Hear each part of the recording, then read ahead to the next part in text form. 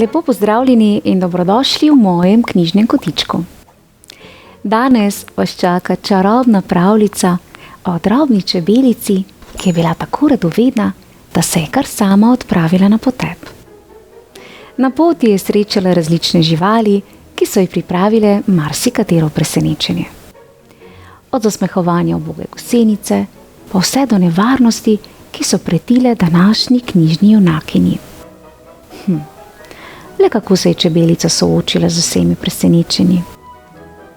Predlagam, da se udobno namestimo in prisluhnemo pravljici iz mojih otroških dni z naslovom Čebelica Maja gre na potep.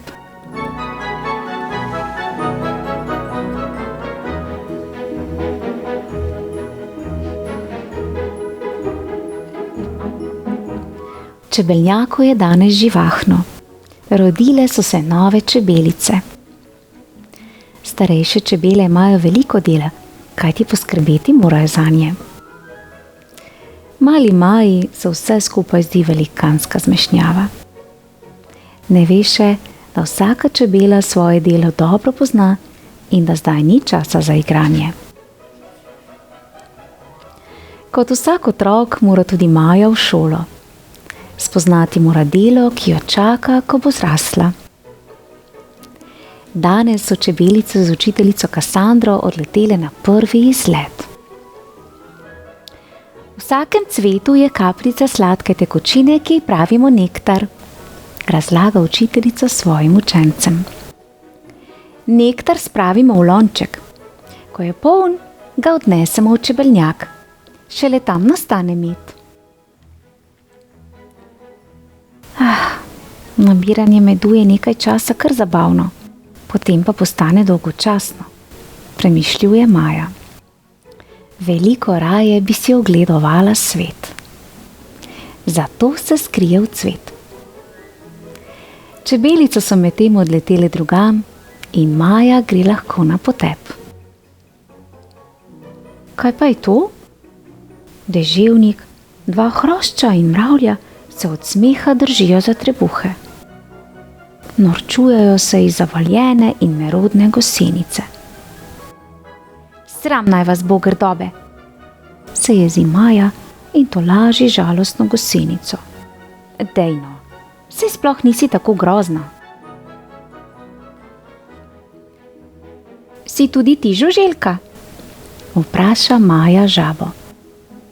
Raga, ne nisem. Ampak strašno rada jih imam. Kar požrla bi jih, tako zelo jih imam rada. Razloži žaba čebelici. Smešen odgovor, si misli Maja. Tedaj švigne mimo nje dolgi in lepljivi žabi jezik. Čebelica prestrašena odleti. Ko sreča kačjega pastirja, je bolj previdna in ga že oddaleč vpraša, če je žuželke. Pravzaprav jih jem, pove kačji pastir. Ampak ti imaš želo, ki mi ne tekne, zato tebe ne bom požrl.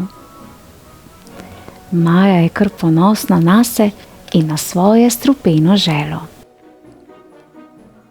Na pomoč, kriči Maja. Iz vode pod njo švigne temna senca.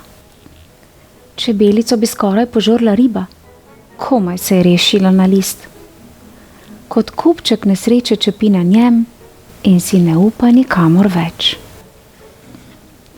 Tako je prestrašena, da ne opazi nevihte, ki se bliža. Šele ko zagrmi in se zabliska, se zave, da jo bo ujel dež. To je prva nevihta v Majinem življenju in zelo jo je strah.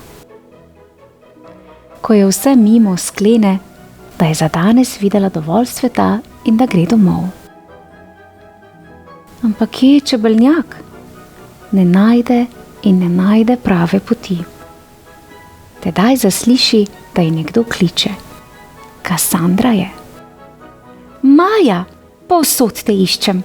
Brž domov, nekdo te čaka, reče učiteljica. Kdo pa? Je radovedna Maja. Metulj, ji pove Kasandra. Tega metulja ne poznam, pravi Maja. Potem se pa spomni. O, seveda te poznam. Ti si bil tista smešna gosenica, iz katere so se norčevali hrošči.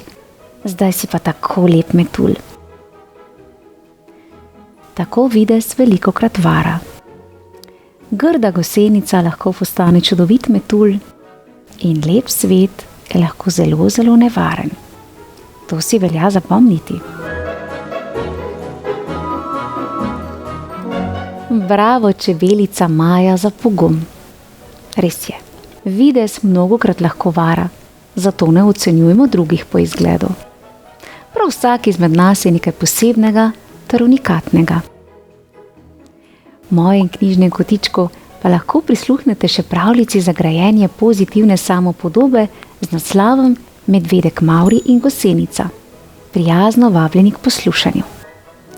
Lepo se imejte in uživajte čarobne dni.